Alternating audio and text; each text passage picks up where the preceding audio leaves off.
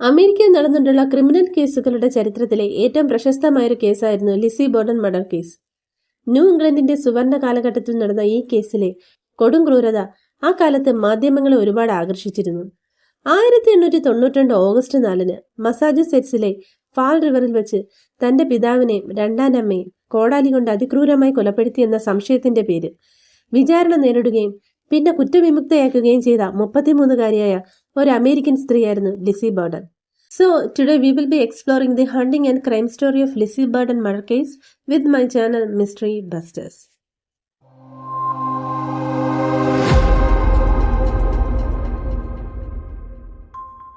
മസാച്യുസെറ്റ്സിലെ Fall റിവറിലെ ഒരു ധനികനായ ബിസിനസ്സുകാരനായിരുന്നു ആൻഡ്രൂ ജാക്സൺ ബോർഡൻ. ഭാര്യയായ സാറ ആന്റണി മോർസ് ബോർഡനും മക്കളായ എമ്മ ലെനോമ ബോർഡനും ലിസി ബോർഡനും ഒപ്പമായിരുന്നു അദ്ദേഹം താമസിച്ചിരുന്നത്. ആൻഡ്രൂ ജാക്സൺ ബോർഡൻ ഒരു ഇംഗ്ലീഷ് വെൽഷ് വംശജനായിരുന്നു. വളരെ സമ്പന്നമായ കുടുംബത്തിൽ ജനിച്ചിട്ടും ചെറുപ്പത്തിൽ അയാൾക്ക് സാമ്പത്തികമായി ഒരുപാട് കഷ്ടപ്പാടുകൾ അനുഭവിക്കേണ്ടി വന്നു. തുടർന്ന് അയാൾ ഫർണിച്ചറുകളുടെയും കാസ്കറ്റുകളുടെയും നിർമ്മാണത്തിലൂടെയും വിൽപ്പനയിലൂടെയും തന്റെ നഷ്ടമായ സമ്പത്ത് വീണ്ടെടുക്കുകയും സമൂഹത്തിൽ അറിയപ്പെടുന്ന ഒരു ധനികനായി മാറുകയും ചെയ്തു. ഇത്തരം സമ്പത്ത് സ്വന്തമാക്കിയിട്ടും ചെലവ് കുറച്ച് ജീവിക്കാൻ താല്പര്യപ്പെടുന്ന ഒരാളായിരുന്നു അയാൾ. അതുകൊണ്ട് തന്നെ അയാളുടെ വീട്ടിൽ മറ്റു സമ്പന്നരുടെ വീട്ടിലേതുപോലുള്ള സുഖസൗകര്യങ്ങൾ ഒന്നും തന്നെ ഉണ്ടായിരുന്നില്ല. ആൻഡ്രൂവിന്റെ മക്കളായ എമ്മ ലിസിയും മതപരമായ രീതിയിലായിരുന്നു വളർന്നിരുന്നത്. അതിനാൽ ലിസി ചെറുപ്പത്തിൽ തന്നെ പള്ളി പ്രവർത്തനങ്ങളിലും വിവിധ സാമൂഹിക പ്രവർത്തനങ്ങളിലും പങ്കെടുത്തിരുന്നു. കൂടാതെ കുടിയേറ്റക്കാരുടെ കുട്ടികളെ സൺഡേ സ്കൂളിൽ പഠിപ്പിക്കുകയും ചെയ്തിരുന്നു. അങ്ങനെയിരിക്കെ ലിസിയുടെ അമ്മ സാറ മരണപ്പെട്ടു. സാറയുടെ മരണത്തിന് 3 വർഷത്തിനു ശേഷം ആൻഡ്രൂ ബോർഡൻ അബി ഡെർഫിഗ്രെ എന്ന സ്ത്രീയെ വിവാഹം കഴിച്ചു. അബി തന്റെ അച്ഛനെ വിവാഹം കഴിച്ചത് അദ്ദേഹത്തിന്റെ സമ്പത്ത് മോഹിച്ചിട്ടാണ് എന്നൊരു വിചാരം ലിസിക്കുണ്ടായിരുന്നു. അതുകൊണ്ട് തന്നെ ലിസിക്ക് അവരോട് വല്ലാത്തൊരു അകൽച്ചയുണ്ടായി. ലിസി അബിയെ മിസ്സസ് ബോർഡൻ എന്നാണ് വിളിച്ചിരുന്നത്. എമ്മ ലിസിയും മാതാപിതാക്കളോടൊപ്പം ഇരുന്ന് ആഹാരം കഴിക്കുന്നത് തന്നെ അപൂർവമായിരുന്നു.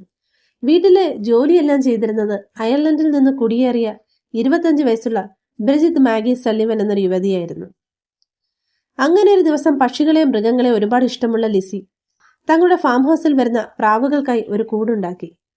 ഇതിനെ കാണാനും അവയെ പിടിക്കാനുമായി ആ പ്രദേശത്തെ കുട്ടികൾ അവിടെ വരുമായിരുന്നു.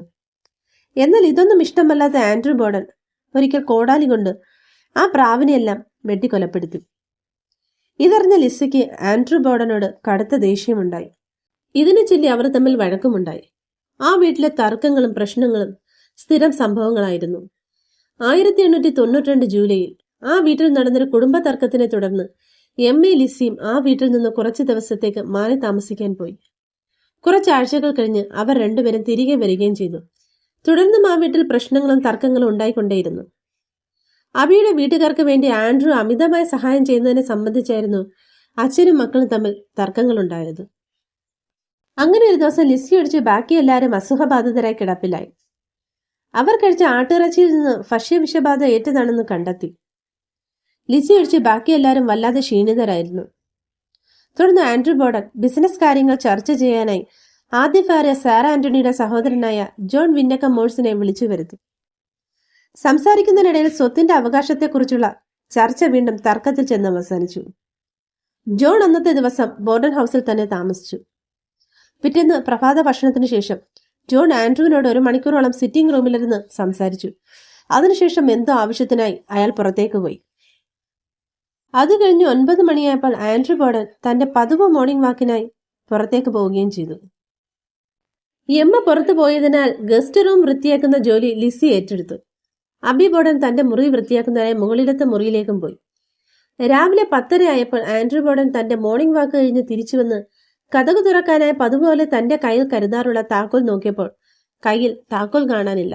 പെട്ടെന്ന് അയാൾ വാതിലിൽ തട്ടി വിളിച്ചു. ഉടൻ തന്നെ വേലക്കാരി വന്ന് വാതിൽ തുറന്നു. ആൻഡ്രൂ ദേഷ്യത്തോടെ എന്തോ പിറുപിറുത്തുകൊണ്ട് അകത്ത് കയറി സോഫയിൽ ഉറങ്ങാൻ കിടന്നു.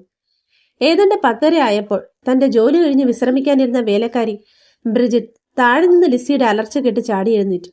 മാഗി, വേഗം വരൂ, അച്ഛൻ മരിച്ചു. ആരോ അച്ഛനെ കൊന്നിരിക്കുന്നു. ബ്രിജിത്ത് ഭയത്തോടെ ഓടിവന്ന് നോക്കുമ്പോൾ സിറ്റിംഗ് റൂമിലെ സോഫയിൽ ചരിഞ്ഞു കിടക്കുന്ന ആൻഡ്രൂവിനെയാണ് കണ്ടത്. ആരുടെ മുഖത്താകെ രക്തം പടർന്നിരുന്നു. ലിസി ബ്രിജിത്തിനോട് ആരെങ്കിലും സഹായത്തിനായി വിളിക്കാൻ ആവശ്യപ്പെട്ടു. തെരുവിന്റെ മറുവശത്ത് താമസിക്കുന്ന ഫാമിലി ഡോക്ടറായ ഡോക്ടർ W. ബോവൻ ഉടൻ തന്നെ അവിടെ എത്തി. കൂടെ അയൽക്കാരിയായ മിസസ് ചർച്ചിലും ഉണ്ടായിരുന്നു. അവിടെ എത്തിയ ഡോക്ടർ ആൻഡ്രൂവിന്റെ ശരീരം പരിശോധിച്ചു. മരണം സ്ഥിരീകരിച്ചു. ഉടൻ തന്നെ അയാൾ പോലീസിന് വിവരം അറിയിക്കുകയും ചെയ്തു. അയൽക്കാരിയായ സ്ത്രീ ലിസിയോട് അബി എവിടെയാണെന്ന് തിരക്കി. ഞാൻ കണ്ടില്ല, ആരെങ്കിലും മുകളിലത്തെ മുറിയിൽ ചെന്ന് നോക്കാമോ എന്ന് ലിസി അവരോട് പറഞ്ഞു. ഉടൻ തന്നെ ബ്രിജിത്തും അയൽക്കാരിയായ സ്ത്രീയും കൂടി മുകളിലത്തെ മുറിയിലേക്ക് പോയി. അവിടെ ചെന്നപ്പോൾ കണ്ട കാഴ്ച ഞെട്ടിക്കുന്നതായിരുന്നു. ഗസ്റ്റ് റൂമിന്റെ തറയിൽ കമഴ്ന്നു കിടക്കുന്ന അബിയെ കണ്ടവർ ഉറക്കെ അലറി. ഉടൻ തന്നെ ഡോക്ടർ അവിടെ എത്തി അവരുടെ മൃതദേഹം പരിശോധിച്ചു. പക്ഷേ അവരുടെ ശരീരം ആൻഡ്രുവിന്റെ ശരീരത്തെക്കാൾ തണുത്ത് മരവിച്ചിരുന്നു. രണ്ടുപേരുടെ മുഖം തിരിച്ചറിയാൻ കഴിയാത്ത വിധമായിരുന്നു. മൂർച്ചയേറിയ കോടാലി കൊണ്ടുള്ള ആയുധമാണ് കൊലപാതകത്തിന് ഉപയോഗിച്ചിരിക്കുന്നതെന്ന് ശരീരത്തിലെ മുറിവുകൾ കണ്ട് ഡോക്ടർ ബോവൻ അനുമാനിച്ചു. അവിടെയെങ്ങും ഒരു സംഘർഷം നടന്നതിന്റെ ലക്ഷണങ്ങളൊന്നും കാണാനില്ലായിരുന്നു. ഒന്ന് പ്രതികരിക്കാൻ കഴിയുന്നതിന് മുൻപേ മരണം സംഭവിച്ചിരിക്കാമെന്നത് ഡോക്ടറിന്റെ പ്രാഥമിക നിരീക്ഷണത്തിൽ തെളിഞ്ഞത്. ഉടൻ തന്നെ പോലീസ് സംഭവ സ്ഥലത്തെത്തി അന്വേഷണം ആരംഭിച്ചു. അതോടൊപ്പം ആശങ്കകുലരായ പ്രാദേശികവാസികളും വീടിനു ചുറ്റും തടിച്ചുകൂടിയിരുന്നു. അക്രമികളെക്കുറിച്ചുള്ള തെളിവിനായി പോലീസ് വീടാകെ തിരച്ചിൽ നടത്തി. അവിടെ നടത്തിയ തിരച്ചിലിൽ ഒരു തെളിവുകളും ആർക്കും കണ്ടെത്താൻ കഴിഞ്ഞില്ല. പ്രതികളെ പിടികൂടാൻ പോലീസിന് ജനങ്ങളുടെ നിരന്തരമായ സമ്മർദ്ദം നേരിടേണ്ടി വന്നു. കൊലപാതകം നടന്ന് 2 ദിവസത്തിനു ശേഷം ലിസി ബോർഡനെ മാതാപിതാക്കളുടെ കൊലപാതകത്തിൽ പങ്കുണ്ടെന്ന് ചില പത്രങ്ങൾ റിപ്പോർട്ട് ചെയ്യാൻ തുടങ്ങി. ഈ സംശയത്തിന്റെ പിന്നിലെ പ്രധാന കാരണം ഫാൾ റിവറിലെ SR സ്മിത്തിന്റെ മെഡിക്കൽ ഷോപ്പിൽ നിന്ന് ഹൈഡ്രോസൈനിക് ആസിഡ് അന്വേഷിച്ച് കടയിൽ വന്ന പെൺകുട്ടി ലിസിയാണെന്ന് കടയിലെ ക്ലർക്ക് തിരിച്ചറിഞ്ഞു. അയാൾ ആ വിവരം പോലീസിനെ അറിയിക്കുകയും ചെയ്തു. പോലീസിന്റെ ചോദ്യം ചെയ്യലിൽ ലിസി നടത്തിയ പരസ്പര വിരുദ്ധമായ മൊഴികളും പോലീസിന്റെ സംശയം അവരുടെ നേരെയാകാൻ വഴിയൊരുക്കി. ലിസി വിഷം വാങ്ങിച്ചതായി തിരിച്ചറിഞ്ഞതിനാൽ ആൻഡ്രുവിനും അബിക്കും വിഷബാധ ഏറ്റിട്ടുണ്ടോ എന്നറിയാൻ മെഡിക്കൽ എക്സാമിനർ അവരുടെ വയറ്റിൽ നടത്തിയ പരിശോധനയിൽ വിഷബാധ ഏറ്റിട്ടില്ലെന്ന് കണ്ടെത്തി. ആൻഡ്രുവിന്റെയും അബിയുടെയും പോസ്റ്റ്മോർട്ടം റിപ്പോർട്ടിൽ ആൻഡ്രു മരിക്കുന്നതിന് 1 മണിക്കൂർ മുമ്പ് അബി മരിച്ചതായി തെളിഞ്ഞു. മാത്രമല്ല, ആൻഡ്രുവിന്റെ ശരീരത്തിൽ 11 തവണ അടിച്ചാണ് കൊലപ്പെടുത്തിയതെങ്കിൽ അബിയെ 17 തവണ അടിച്ചാണ് കൊന്നതെന്ന് അവരുടെ ശരീരത്തിലെ മുറിവുകൾ സൂചിപ്പിക്കുന്നത്. കേസ് അന്വേഷണത്തിൽ ബോർഡൻ ഹൌസിലെ ആരാണ് കൊലപാതകി എന്ന് പോലീസിന് അറിയാമായിരുന്നു. പക്ഷേ അതിനുള്ള തെളിവ് അവർക്ക് കണ്ടെത്താൻ കഴിഞ്ഞില്ല. തുടർന്ന് ഓഗസ്റ്റ് 9 പോലീസ് ആസ്ഥാനത്തിന് മുകളിലുള്ള കോടതി മുറിയിൽ ബോർഡൻ ഹൌസിലെ കൊലപാതകത്തെക്കുറിച്ച് ഒരു അന്വേഷണം നടന്നു. ക്രിമിനൽ മജിസ്ട്രേറ്റ് ജോസിയ ബ്ലേഡലിന്റെ മുന്നിൽ ജില്ലാ അറ്റോർണി ഫോർസിയ നോൾഡൻ ലിസി ബോർഡനെയും ജോണിനെയും വേലക്കാരി ബ്രിജിറ്റ് സള്ളിവനെയും ചോദ്യം ചെയ്തു. എന്നാൽ 4 മണിക്കൂർ നീണ്ട ചോദ്യം ചെയ്യലിൽ ലിസി പരസ്പര വിരുദ്ധമായ ഉത്തരങ്ങൾ നൽകി പോലീസിനെ ആശയക്കുഴപ്പത്തിലാക്കി. ഒടുവിൽ ഓഗസ്റ്റ് 11 ലിസിക്കെതിരെ അറസ്റ്റ് വാറന്റ് പുറപ്പെടുവിച്ചു. അവരെ അറസ്റ്റ് ചെയ്തു ജയിലിലടച്ചു. തുടർന്ന് ലിസിയുടെ വിചാരണ 1893 ജൂൺ 5 ബെഡ്ഫോർഡിൽ ആരംഭിച്ചു. കോടതി മുറിയിൽ വിചാരണയ്ക്കിടെ പോസ്റ്റ്മോർട്ടം സമയത്ത് നീക്കം ചെയ്ത ആൻഡ്രുവിന്റെയും അബിയുടെയും തലയോട്ടികൾ തെളിവായി കോടതി മുറിയിൽ ഹാജരാക്കിയപ്പോൾ അത് കണ്ട ലിസി അലറിക്കൊണ്ട് ബോധരഹിതയായി നിലത്ത് വീണു. കൂടാതെ ലിസി കൊലപാതകത്തിന് തലേന്ന് മെഡിക്കൽ സ്റ്റോറിൽ നിന്ന് വാങ്ങിയ ഹൈഡ്രോസയനിക് ആസിഡ് കിൽസ്കിൻ വസ്ത്രം വൃത്തിയാക്കുന്നതിനായിരുന്നു എന്ന് തെളിഞ്ഞു. വിചാരണകൾ കഴിഞ്ഞ് 1893 ജൂൺ 20 ജൂറിയുടെ 1.5 മണിക്കൂർ നീണ്ട ആലോചനയ്ക്ക് ശേഷം തെളിവുകളുടെ അഭാവത്തിലും കൊലപാതക കുറ്റം സംശയാസ്പദമായി തെളിയിക്കാൻ കഴിയാത്തതിന്റെ പേരിലും കോടതി ലിസി ബോർഡനെ കൊലപാതക കുറ്റത്തിൽ നിന്ന് മുക്തയാക്കി. കോടതിയിൽ നിന്ന് പുറത്തിറങ്ങിയ സമയത്ത് ലോകത്തിലെ ഏറ്റവും സന്തുഷ്ടയായ സ്ത്രീ താനാണെന്ന് അവർ മാധ്യമങ്ങളോട് വിളിച്ചു പറഞ്ഞു. വിചാരണയിൽ കുറ്റവിമുക്തയാക്കിയെങ്കിലും ലിസി തന്റെ അച്ഛന്റെയും രണ്ടാനമ്മയുടെയും കൊലപാതകത്തിൽ മുഖ്യപ്രതിയായി തന്നെ തുടർന്നു. വിചാരണയ്ക്ക് ശേഷം ബോർഡൻ സഹോദരിമാർ ഫാൾ റിവറിലെ ദി ഹിൽ പരിസരത്തുള്ള ഒരു വലിയ വീട്ടിലേക്ക് താമസം മാറി. കുറ്റവിമുക്തിയാക്കിയെങ്കിലും ഫാൾ റിവർ സൊസൈറ്റി ലിസിയെ ബഹിഷ്കരിച്ചു. ആൻഡ്രുവിന്റെ അബിയുടെയും സ്വത്തെല്ലാം ലിസിക്കും അമ്മയ്ക്കും കൈമാറി. തുടർന്നവർ ആഡംബരമായ രീതിയിൽ ജീവിക്കാനും തുടങ്ങി.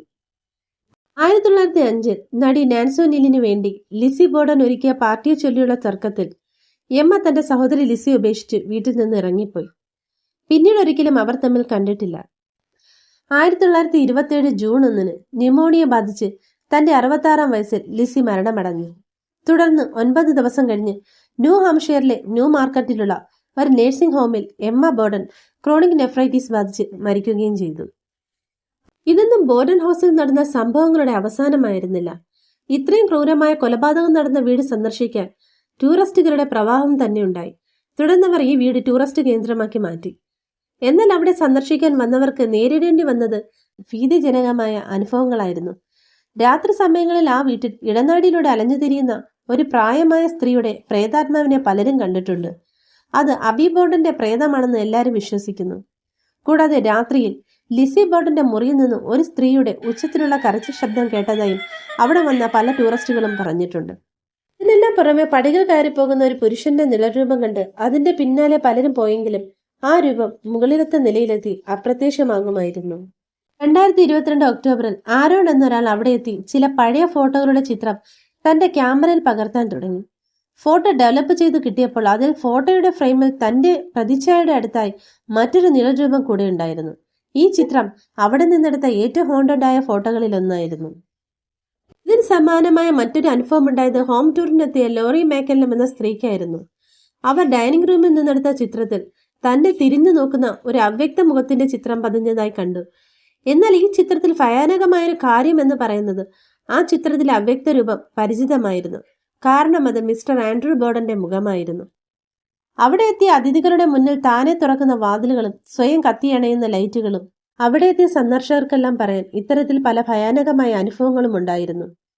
ബോർഡൻ ഹൗസ് കൊടുംക്രൂരമായ കൊലപാതകത്തിന്റെയും ഗതികിട്ടാതെ അലയുന്ന പ്രേതാത്മാക്കളുടെയും ഭീതിജനകമായൊരു ഓർമ്മപ്പെടുത്തലായി ഇന്നും നിലനിൽക്കുന്നു.